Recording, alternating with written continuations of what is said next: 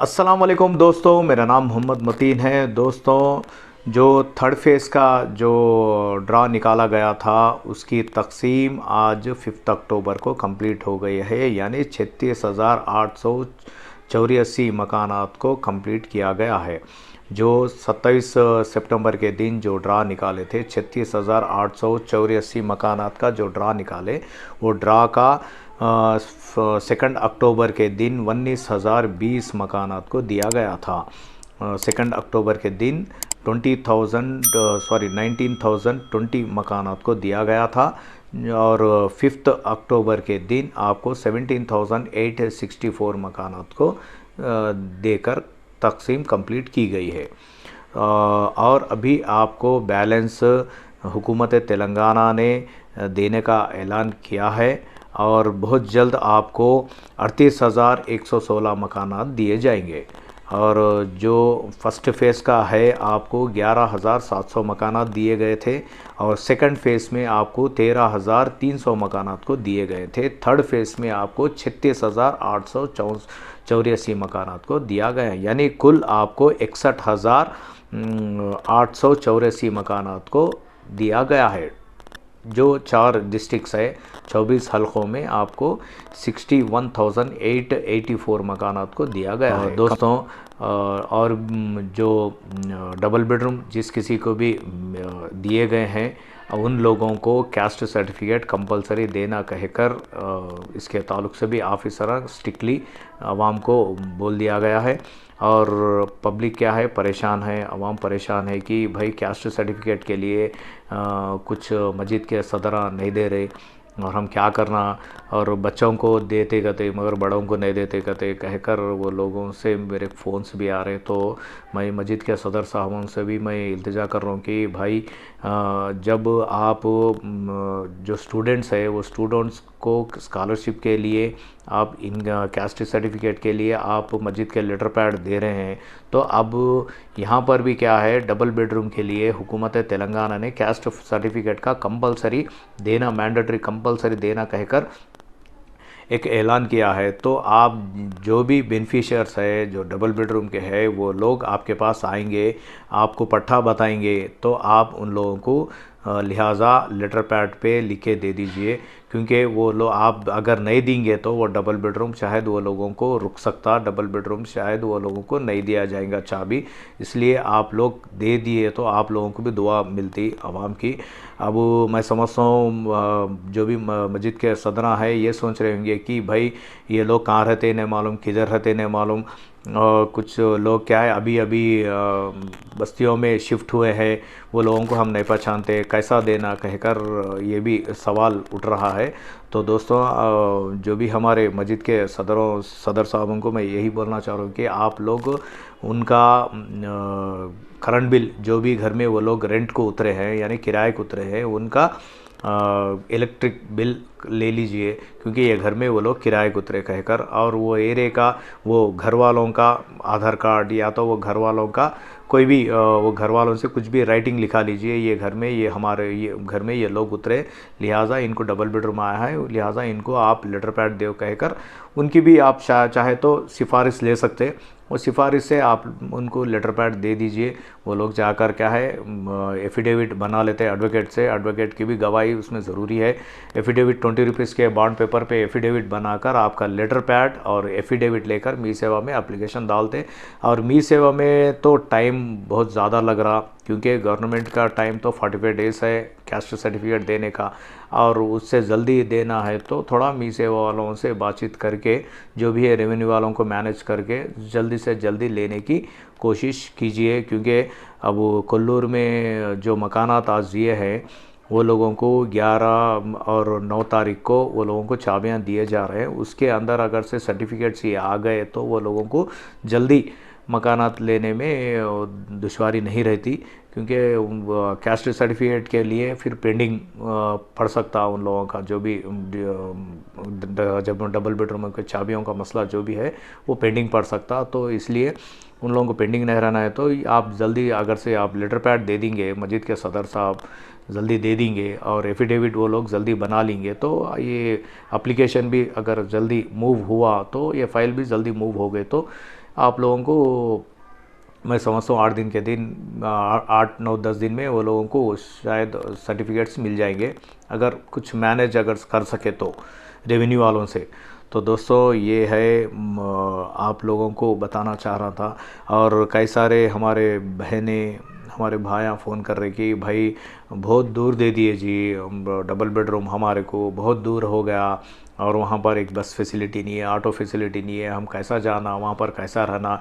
और मकानात क्या है, 10 फ्लोरों पे मकानात आए, 8 फ्लोरों पे मकानात दिए, 7 फ्लोर पे दिए वो, और लिफ्ट के ज़रिए से हम सामान नहीं लेके जा सकते क्योंकि एक अलमारी भी नहीं आती, एक पलंग भी नहीं आता, और कैसा इतना ऊपर चढ़ के लेकर जाना है और क्या करना, इसके ताल्लुक़ से भी कई सारे लोग परेशान हैं।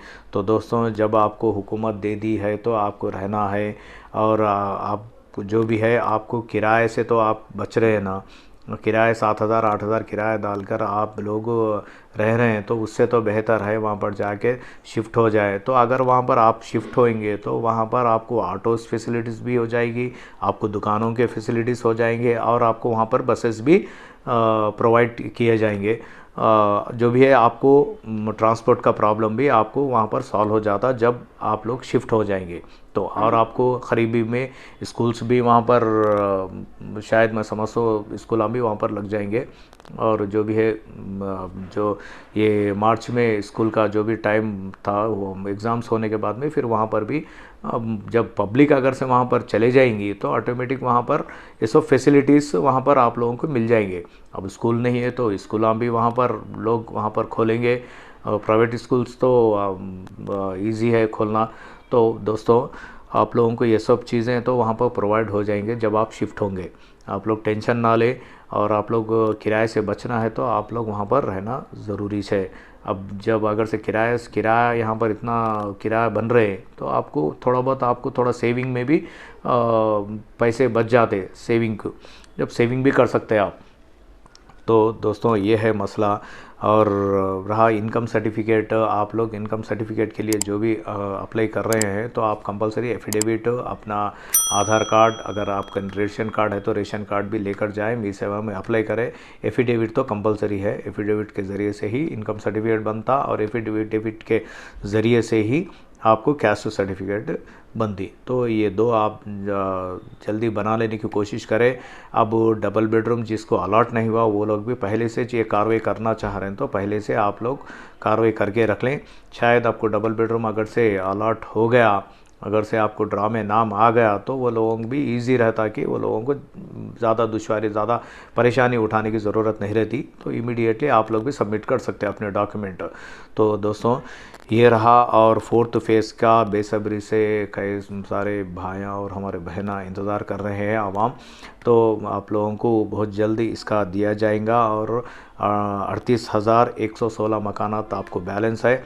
मैं समझता हूँ 4th फेज़ और 5th फेज़ में आप लोगों को ये कंप्लीट भी करने का ऐलानात हुकूमत भी कर रही है। KTR साहब, जनाब KTR साहब और तलसानी श्रीनिवास यादव साहब, ये दोनों मिलकर भी इसका ताल्लुक़ से फ़ैसला लेने का कोशिश कर रहे हैं कि बहुत जल्दी इसकी भी प्लानिंग हो जाएंगी, आपको इसका भी तकसीम आप लोगों को हो जाएगा।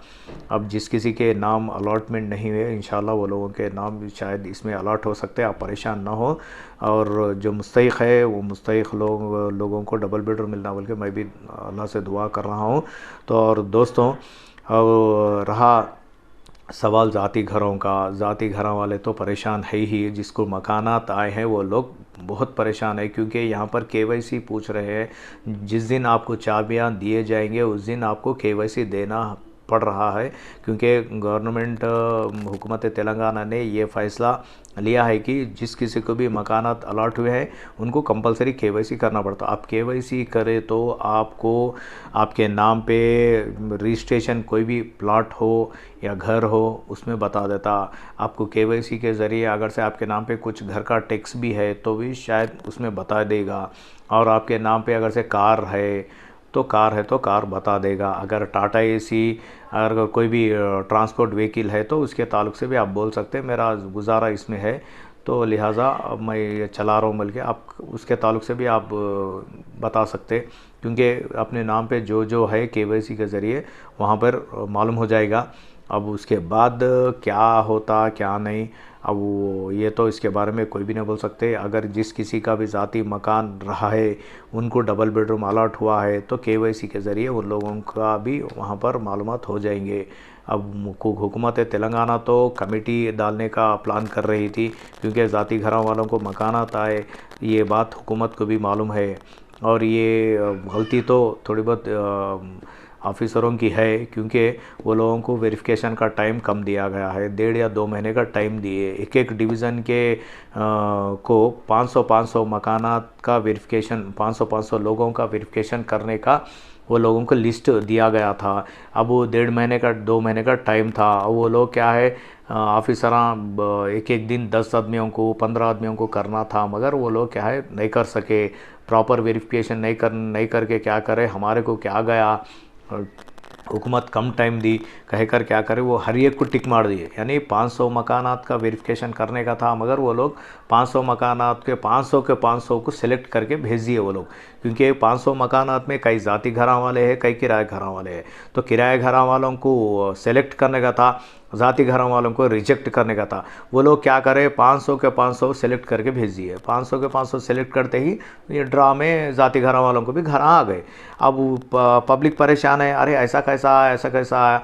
तो वहाँ यहाँ पर मिस्टेक हुआ, ऑफिसरान को टाइम कम दिया गया है, क्योंकि उन जो भी ऑफिसरों को, जो वेरिफिकेशन ऑफिसर हैं, उनके सुपीरियर्स जो है, जो बड़े ओहदेदार ऑफिसर हैं, उनको टाइम कम दिए।